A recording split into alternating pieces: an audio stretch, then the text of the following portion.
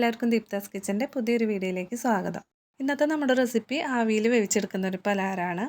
ഗോതമ്പ് പൊടിയും പഴവും റവയൊക്കെ വെച്ചിട്ട് ആവിയിൽ വേവിച്ചെടുക്കുന്ന നല്ല ഹെൽത്തി ആയിട്ടുള്ള ഒരു റെസിപ്പിയാണ്. അപ്പോൾ ഈ ഒരു റെസിപ്പി തയ്യാറാക്കാനായിട്ട് ഞാൻ ഒരു പാൻ അടുപ്പത്ത് വെച്ചിട്ടുണ്ട്. ഇതിലേക്ക് 1 ടീസ്പൂണ് നെയ്യ് ഒഴിച്ചു കൊടുക്കാം. ഇനി ഇതിലേക്ക് കുറച്ച് കാഷ്യൂസ് ചേർത്ത് കൊടുക്കാം. ഇതുപോലെ ചെറിയ കഷ്ണങ്ങളായിട്ട് ചേർത്ത് കൊടുത്താൽ മതി. ഇത് കുറച്ച് കൂടുതൽ ചേർക്കുകയാണെങ്കിൽ പലഹാരത്തിന് നല്ല ടേസ്റ്റ് ഉണ്ടാവും. ഇത് ചെറിയൊരു ബ്രൗൺ കളർ വന്നാൽ മതി. ഇതിലേക്ക് പിന്നെ ഉണക്കമുന്തിരി ചേർത്ത് കൊടുക്കാം. ഉണക്കമുന്തിരി നിങ്ങളുടെ കയ്യിലുള്ളതിനനുസരിച്ചിട്ട് ചേർത്ത് കൊടുത്താൽ മതി. ഇത് രണ്ടും ഇപ്പോൾ ചെറുതായിട്ടൊന്ന് മൂത്ത് വന്നിട്ടുണ്ട്. ഇനി ഇതിലേക്ക് നമ്മൾ ക്യാരറ്റാണ് ചേർത്ത് കൊടുക്കേണ്ടത്. 1/4 കപ്പ് ക്യാരറ്റ് ഞാനിതുപോലെ ഗ്രേറ്റ് ചെയ്തെടുത്തിട്ടുണ്ട്. ഇതിലേക്ക് ചേർത്ത് കൊടുക്കാം. ക്യാരറ്റ് നന്നായിട്ടൊന്ന് വാടി വരുന്നവരെ ഇളക്കി കൊടുക്കാം. മീഡിയം ഫ്ലെയിമിൽ വെച്ചിട്ട് 1 മിനിറ്റ് ഇളക്കി കൊടുത്താൽ മതി.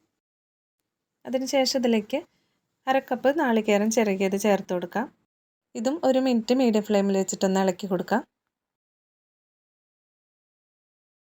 ഇനി ഇതിലേക്ക് വേണ്ടത് നേന്ത്രപ്പഴം കട്ട് ചെയ്തെടുത്തിട്ടുള്ളതാണ്. 3 മീഡിയം സൈസിലുള്ള നേന്ത്രപ്പഴം ഞാൻ ചെറുതായിട്ട് കട്ട് ചെയ്തെടുത്തിട്ടുള്ളതാണ്. വലിയ നേന്ത്രപ്പഴം ആണെങ്കിൽ 2 എണ്ണം എടുത്താൽ മതി. ഇതും ചേർത്ത് കൊടുത്തിട്ട് വീണ്ടും 1 മിനിറ്റ് നന്നായിട്ടൊന്ന് ഇളക്കി യോജിപ്പിച്ച് കൊടുക്കാം. ഈ ഒരു സമയത്ത് നെയ്യ് പോരാന്ന് തോന്നുകയാണെങ്കിൽ 1 ടീസ്പൂണും കൂടി ചേർക്കാം. ഇനി നമുക്കിതിലേക്ക് വേണ്ടത് ശർക്കര പാനിയാക്കി എടുത്തിട്ടുള്ളതാണ്.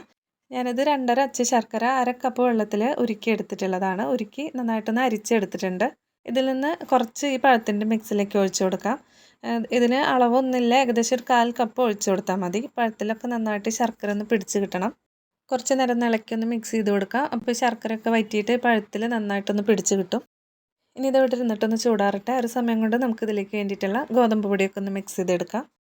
ഇനി ഒരു ബൗളിലേക്ക് 1/4 കപ്പ് ഗോതമ്പ് പൊടി ഇട്ട് കൊടുക്കാം. ഇതോടൊപ്പം തന്നെ 1/2 കപ്പ് റവ ചേർത്ത് കൊടുക്കാം. പിന്നെ 1/4 ടീസ്പൂണിൻ്റെ പകുതി അളവിൽ ഉപ്പ് ചേർത്ത് കൊടുക്കാം. പിന്നെ നമ്മൾ ബാക്കി വെച്ചിട്ടുള്ള ശർക്കരപ്പാനി നന്നായിട്ട് ചൂടാറിയിട്ടുണ്ട്. ഇതിലേക്ക് ഒഴിച്ച് കൊടുത്തിട്ട് കുറേശ്ശെയായിട്ട് ചേർത്തിട്ട് മിക്സ് ചെയ്ത് കൊടുക്കാം. 2.5 അച്ച് ശർക്കരപ്പാനി ചേർക്കുമ്പോൾ ഇതിൽ മധുരം കറക്റ്റാണ്. അപ്പോൾ നിങ്ങൾക്ക് ഇത്ര മധുരം വേണ്ടാന്ന് തോന്നുകയാണെങ്കിൽ, മധുരം കുറവുള്ളതാണ് വേണ്ടതെങ്കിൽ 2 അച്ച് ശർക്കര ചേർത്ത് കൊടുത്താൽ മതി. ശർക്കരപ്പാനി മുഴുവനും ചേർത്ത് കൊടുത്തു. ഇനി ഇതിലേക്ക് നമുക്ക് നാളികേരപ്പാൽ ചേർത്ത് കൊടുക്കണം. ഗോതമ്പ് പൊടിയുടെയും റവയുടെയൊക്കെ ഒട്ടൽ മാറി കിട്ടാൻ വേണ്ടിയിട്ടും നല്ല ടേസ്റ്റിന് വേണ്ടിയിട്ടാണ് നമ്മൾ ഈ നാളികേരപ്പാൽ ചേർക്കുന്നത്. 1/2 കപ്പ് നാളികേരത്തിൻ്റെ പാലാണ് ഞാൻ ചേർത്ത് കൊടുക്കുന്നത്. നാളികേരപ്പാൽ മൊത്തം 3/4 കപ്പുണ്ട്. അത് മുഴുവനായിട്ട് ചേർത്ത് കൊടുക്കാം. ഇനി ഇതിലേക്ക് പോരാത്ത വെള്ളം ചേർത്ത് കൊടുക്കേണ്ടി വരും. അപ്പോൾ ഞാൻ നാളികേരപ്പാലൊക്കെ ചേർത്ത് നന്നായിട്ട് മിക്സ് ചെയ്തെടുത്തിട്ടുണ്ട്. ഇനി ഇതിലേക്ക് ഇത്രയും കട്ടി വേണ്ട. ഇനി ആവശ്യത്തിനുള്ള വെള്ളം കൂടി ചേർത്തിട്ട് നമുക്ക് മിക്സ് ചെയ്തെടുക്കാം. വെള്ളത്തിന് പ്രത്യേകിച്ച് അളവൊന്നുമില്ല. വെള്ളം ചേർത്ത് മിക്സ് ചെയ്തിട്ട് ഈ ഒരു പാകത്തിലാക്കി എടുക്കാം. ഇനി ഇതിലേക്ക് നമ്മൾ നേരത്തെ മാറ്റി വെച്ചിട്ടുള്ള മിക്സ് നന്നായിട്ട് ചൂടാറിയിട്ടുണ്ട്. അതിലേക്ക് ചേർക്കാം.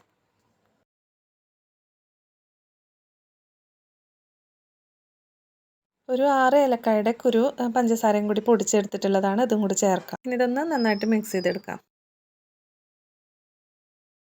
ഇതിപ്പോൾ നന്നായിട്ട് മിക്സ് ചെയ്തെടുത്തിട്ടുണ്ട്. ഇനി ഇതിലേക്ക് ഒരു 1/4 ടീസ്പൂണ് ബേക്കിംഗ് സോഡ ചേർത്ത് കൊടുക്കാം. പലഹാരം നല്ല സോഫ്റ്റ് ആയിട്ടിരിക്കാൻ വേണ്ടിയിട്ടാണ്. ആവശ്യമുണ്ടെങ്കിൽ മാത്രം ചേർത്ത് കൊടുത്താൽ മതി. ഇനി ഇത് ആവി കയറ്റിയെടുക്കാൻ വേണ്ടിയിട്ട് ഒരു സ്റ്റീൽ പാത്രം അല്ലെങ്കിൽ ഒരു കേക്ക് ടിൻ എടുത്തിട്ട് അതിൽ കുറച്ച് നെയ്യോ ഓയിലോ തടവി വയ്ക്കാം. ഞാനിപ്പോൾ ഒരു കേക്ക് ടിന്നിലാണിത് ആവി കയറ്റിയെടുക്കാനായിട്ട് പോകുന്നത്. ഇനി ഇത് ഏകദേശം ഒരു 20 മിനിറ്റോളം ഒന്ന് ആവി കയറ്റിയെടുക്കാം. വെന്തോന്ന് അറിയാനായിട്ട് ഒരു സ്ക്യൂറോ അല്ലെങ്കിൽ ഒരു ടൂത്ത് പിക്കോ കൊണ്ടൊന്ന് കുത്തി നോക്കിയാൽ മതി. അത് ക്ലീൻ ആയിട്ടാണ് വരുന്നതെങ്കിൽ വെന്തിട്ടുണ്ടാവും. നന്നായിട്ട് ചൂടാറിയ ശേഷം അത് പാത്രത്തിൽ നിന്ന് എടുക്കാം. നല്ല ടേസ്റ്റിയും ഹെൽത്തി ആയിട്ടുള്ള ഒരു റെസിപ്പിയാണ്. തീർച്ചയായിട്ടും നിങ്ങൾക്ക് ഇഷ്ടപ്പെടും. എല്ലാവരും ഒന്ന് ട്രൈ ചെയ്ത് നോക്കണം. ഈ ഒരു വീഡിയോ ഇഷ്ടപ്പെടുകയാണെങ്കിൽ ലൈക്ക് ചെയ്യാനും സബ്സ്ക്രൈബ് ചെയ്യാനും നിങ്ങളുടെ അഭിപ്രായങ്ങളൊക്കെ കമൻറ്റിലൂടെ അറിയിക്കാനും മറക്കരുത്. വീണ്ടും അടുത്തൊരു വീഡിയോ ആയിട്ട് കാണാം. താങ്ക്